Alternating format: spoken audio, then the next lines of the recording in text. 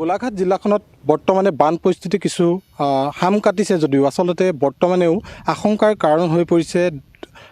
নাগালেণ্ডত থকা দৈয়াং জলবিদ্যুৎ প্ৰকল্প নিপকুৰ যি জলবিদ্যুৎ প্ৰকল্প আছে আৰু এই আমি শেহতীয়াভাৱে 11 বজাৰ যি তথ্য লাভ কৰিছিলোঁ এই তথ্য লাভ কৰা অনুসৰি দৈয়াং জলবিদ্যুৎ প্ৰকল্পৰ 4খনকৈ গেট 1 মিটাৰকৈ খুলি দিয়া হৈছে আৰু ইয়াৰ ফলত দেখা গৈছে যে মই বৰ্তমানে উপস্থিত আছোঁ কাছমীৰ অঞ্চলৰ দৈয়াং নদীৰ পাৰত আৰু সমগ্ৰ পৰিৱেশ মোৰ সতীৰ্থৰ জৰিয়তে দেখুৱাবলৈ চেষ্টা কৰিছোঁ যে এনেদৰে কিছু পানী ইয়াত বৃদ্ধি হোৱা পৰিলক্ষিত হৈ আছে আৰু বৰ্তমানলৈকে কোনো চিন্তাৰ কাৰণ নাই যদিও আচলতে কাষৰীয়া দাঁতৈ কাষৰীয়া যি নিম্নাংশৰ কিছু কৃষিভূমিত কিছু পৰিমাণে পানী ইতিমধ্যে সোমোৱা পৰিলক্ষিত হৈছে আৰু এনেদৰে আচলতে জলধাৰাটো যদি অব্যাহত থাকে যে পৰৱৰ্তী সময়ত এই পানী আচলতে কিছু লোকত বা গাঁওসমূহত প্ৰৱেশ কৰাৰ সম্ভাৱনা নুই কৰিব নোৱাৰি আৰু বৰ্তমান জলস্তৰ দেখা গৈছে যে পূৰ্বৰ তুলনাত দৈয়াং জলবিদ্যুৎ প্ৰকল্পৰ জলধাৰাৰ যি পানীৰ স্তৰ সামান্য পৰিমাণে বৃদ্ধি হৈছে আৰু নিগমনো বৃদ্ধি কৰা হৈছে বিশেষকৈ যি 4খন ৰেডিয়েল গেট আছে এই 4খন ৰেডিয়েল গেটৰ পানী প্ৰায় 1 মিটাৰকৈ খুলি দিয়া হৈছে আৰু স্পিলৱে এই পানী খুলি দিয়াৰ ফলত প্ৰায় যি আচলতে জলধাৰাৰ দৈয়াং জলবিদ্যুৎ প্ৰকল্পৰ জলধাৰাৰ সম্পূৰ্ণ সংৰক্ষণ ক্ষমতা হৈছে 324 মিটাৰ আৰু ইয়াৰ পৰিপ্ৰেক্ষিতত বৰ্তমান এই জলধাৰাটোৰ পানীৰ স্তৰ হৈছে 322.92 মিটাৰত উপনীত হৈছে ফলত প্ৰতি ছেকেণ্ডত 177 কিউমেক পানী নিৰ্গমন কৰা হৈছে আৰু ইয়াৰ ফলত যি নদীৰ স্তৰত হঠাতে পানী বৃদ্ধি হ'ব পোৱাৰ আশংকা বৃদ্ধি কৰা হৈছে আৰু স্থানীয় যি বাসিন্দাসকল আছে বা নদী পৰীয়াৰ ৰাইজ আছে তেওঁলোকক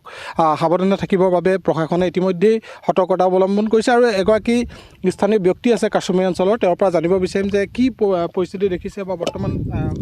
ইয়াত বানৰ সমস্যা কেনেকুৱা ধৰণৰ বানৰ সমস্যা ইয়াতকৈ আৰু যদি 1 মিটাৰ উঠে তেতিয়াহে মানুহৰ বিপদ হ'ব মানে ছাগলী গৰু বা মানুহ শইচ পচাল সকলোখিনিয়ে অসুবিধা হ'ব মানে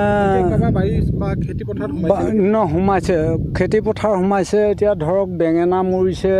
আৰু এইবোৰ খেতি বাতি মানে জিকা ভোল তৰি এইবোৰ মানে সকলোবিলাক এই কুঁহিয়াৰ বাৰীত সোমাই আছে এডোখৰ ডুব গৈ আছে কুঁহিয়াৰ